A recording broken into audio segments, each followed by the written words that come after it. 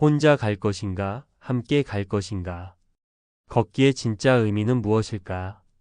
두 번의 걷기 순례를 다녀왔다. 한 번은 혼자서 다녀왔고 또 한 번은 친구와 둘이서 다녀왔다. 어떤 방법이 좋은지 여러분이 선택할 수 있도록 두 순례의 경험을 공유하고자 한다. 2011년 1월에 해남 땅끝 마을에서 고성 통일전 망대까지 800km의 겨울길을 걸었다. 다음과 같은 현실적인 이유 때문에 혼자 다녀왔다. 겨울 국토 순례를 떠난다고 했을 때 많은 사람들이 한겨울에 혼자 가는 것은 너무 위험하다며 극구 만류했다. 꼭 가려면 봄에 가든가 이 겨울에 가려면 누군가와 동행하라고 권유했다. 사실 함께 가자는 친구도 있었고 빈둥빈둥 집에서 뒹구는 남편을 데려가 달라는 아내 친구의 부탁도 있었다. 취업을 못해 방콕 생활을 하는 아들 녀석을 데리고 가 사람을 만들어 달라고 간절히 부탁하는 아버지도 있었다. 하지만 함께 갈 수가 없었다. 처음 가는 길이라 경험도 없었고 혹한의 겨울이라 걱정이 많았다. 인적이 드문 길에서 남의 소중한 남편이나 남의 귀한 자식과 함께 갔다가 무슨 일이라도 당한다면 어찌하겠는가. 이런 생각을 하니 차마 그들의 부탁을 들어줄 수가 없었다. 30년 만에 한파인 영하 25도의 날씨에 도로변의 음식점들이 대부분 문을 닫고 있었다. 또한 구제역으로 외부인들의 마을 출입을 제한하고 있었다. 혹한의 추위를 온몸으로 받아내고 제대로 먹지 못해 많은 고생을 하였다. 하지만 겨울 들판을 홀로 걸으면서 많은 은혜를 받았다. 레바논 사상가 칼릴 지브란은 홀로 있을 때의 중요성에 대해 다음과 같이 갈파했다. 가장 외로운 사람이 가장 위대한 사람이다. 사람이 긴 시간 혼자 있을 때 무엇을 생각하고 무엇을 하는지에 따라 그 사람의 수준이 정해진다. 지금도 그때의 순례를 생각할 때마다 혼자 다녀오길 참 잘했다는 생각이 든다. 2016년 4월에 떠난 산티아고 순례시에는 친구와 함께 다녀왔다. 비행기와 태제배와 일반 열차를 이용하여 혼자 프랑스와 스페인의 국경 마을을 찾아가기가 쉽지 않은 나이였기 때문이었다. 먼 길을 걸으면서 함께 이야기도 하고 힘들 때 의지할 수 있는 친구가 있다는 것은 축복이었다. 33일 동안 하루 평균 8시간 약 27km를 함께 걸으면서 40년 지기였지만 그동안 몰랐던 사실들을 새로 알게 되었다. 서로 오해했던 일들이 있었음을 알고 바로잡기도 했다. 특히 길을 잃었을 때는 혼자 당황하지 않고 함께 힘을 모아 쉽게 찾을 수 있었다. 순례를 다녀온 후 사람들이 궁금해하는 사항이 하나 있었다. 걷는 동안 싸운 적이 없느냐는 것이다. 간혹 상황에 따른 생각이 서로 달라 힘든 적이 몇 번 있었지만 다행히 다툰 적은 없었다. 산티아고 현지에서는 여러 가지 이유로 동료와 헤어져 걷는 사람들을 자주 목격할 수 있다. 예를 들면 배고픈 시간이 서로 다르고 먹고 싶은 것이 서로 다르기 때문일 수도 있고 하루 컨디션이 서로 다르고 하룻밤 푹 쉬고 싶은 숙소의 종류가 서로 다르기 때문일 수도 있다. 이런 것들이 서로 조율이 되면 좋은데 조율되지 않을 수도 있다. 생각이 서로 충돌하여 조율되지 않는 날은 서로 감정이 상하여 결국 헤어져 걷게 된다. 심하면 며칠을 따로 걷게 된다. 생각 충돌이 심할 것 같은 날이면 감정이 상하기 전에 서로 지혜롭게 각자 걷는 게 좋다. 혼자 걸으면 그동안 간과해버린 자연을 더 자세히 들여다볼 수 있고 세계 각국에서 온 순례자들과 둘이 되어 또는 세넷이 되어 친구처럼 함께 걸을 수도 있다. 그래서인지 산티아고 순례길에는 재미나는 일화가 있다.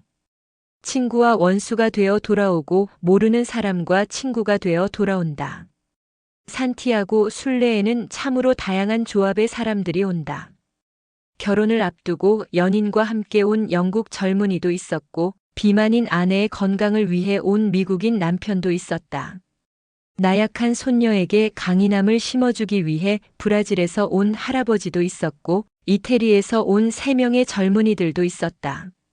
벨기에에서 온 시어머니, 며느리, 손자의 아름다운 조합도 있었고 자전거 또는 오토바이를 타고 혼자 또는 함께 오는 사람들도 있었다. 은퇴 후, 사업 실패 후, 건강을 잃은 후 새로운 도약을 위해 혼자 찾아온 사람들. 잘 다니던 대기업을 때려친 후 주위의 시선을 감당하기 어려워 도망치듯 혼자 찾아온 사람들. 구도자처럼 혼자 노새를 끌고 오는 진정한 순례자도 있었다. 그러면 세계적으로 유명한 걷기 예찬가들은 어떤 생각을 할까? 대다수 예찬가들은 혼자 걷기를 추천한다. 루소는 혼자 걸으면서 느끼는 자기만의 고독을 소중하게 여겼다. 빅토르 세가레는 남다르고 각별한 경험을 위해 혼자 걷기를 권했다. 미국의 유명한 자연 철학가 소로는 동반자를 찾는 것은 자연과 하나가 되어 교감하는 은밀함을 포기하는 것이라고 했다. 자크 란즈만은 어떤 사람과 열흘 동안 함께 걷는다는 것은 그와 10년 동안 함께 사는 것이나 마찬가지라고 빈정댔다. 로버트 루이스 스티븐스는 혼자 걸어야 한다고 다음과 같이 주장한다. 가장 중요한 것은 자유이기 때문이다. 자기가 원하는 대로 자유롭게 멈춰 서기도 하고 계속 길을 가기도 해야 한다. 그리고 자기 리듬대로 걸어야 하기 때문이다. 하지만 함께 걷는 것을 추천하는 걷기 예찬자도 있었다. 노르망디 풍경 걷기를 좋아하는 필립 들레름은 자기 아내와 동행하는 것을 좋아했다. 그는 휘갈겨 메모를 하고 아내는 사진을 찍었다.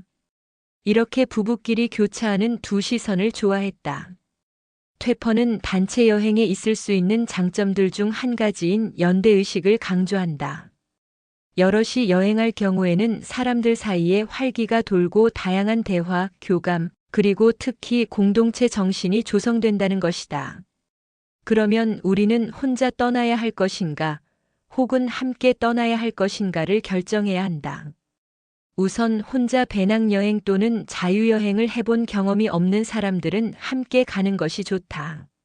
만약에 함께 갈 사람이 없으면 여행사를 이용하면 된다. 요즘 산티아고 순례의 경우 혼자 갈 수 없는 사람들을 위해 여행사에서 다양한 관광 상품을 내놓고 있다. 단점은 단체 일정대로 움직이기 때문에 혼자 누릴 수 있는 자유가 일부 제한된다. 그리고 자기만의 고독, 자기만의 성찰, 진정한 자유를 만끽하고 싶은 사람들은 혼자 가기를 권한다. 한 가지 유의할 점은 여행사들의 사전 예약으로 인해 현지에서 알베르게 구하기가 쉽지 않다고 한다. 마지막으로 걷기, 두 발로 사유하는 철학의 저자인 그로의 멋진 말을 공유하며 이번 제육강을 마무리한다. 그는 혼자 걷더라도 혼자가 아니라고 한다. 혼자 걷더라도 우리는 혼자가 아니다. 걷기 시작하자마자 즉시 둘이 되기 때문이다. 오랫동안 걷고 난 뒤에는 특히 그렇다. 혼자 걸을 때에도 육체와 영혼이 대화를 나눈다. 나는 일정한 속도로 걸으면서 내 몸을 격려하고 그의 비위를 맞추고 칭찬한다. 내 몸과 나 자신은 부부 같기도 하고 노래의 후렴 같기도 하다. 걷기 시작하는 순간 나는 나와 동행한다. 나는 둘이다. 나는 걸으면서 항상 나를 바라보고 나를 격려한다. 걷기 학개론 제육강을 끝까지 들어주셔서 감사합니다. 다음 7강은 실전을 위한 배낭 꾸리는 방법에 대해 말씀드리도록 하겠습니다. 첫 번째 강의에서 말씀드렸듯이 걷기 학개론, 걷기를 단순한 행위를 넘어서 걷기학이라는 하나의 학문으로 정립하고자 개설한 채널입니다. 많은 걷기 전문가들과 관심 있는 여러분들과 함께 만들어 가려는 채널입니다.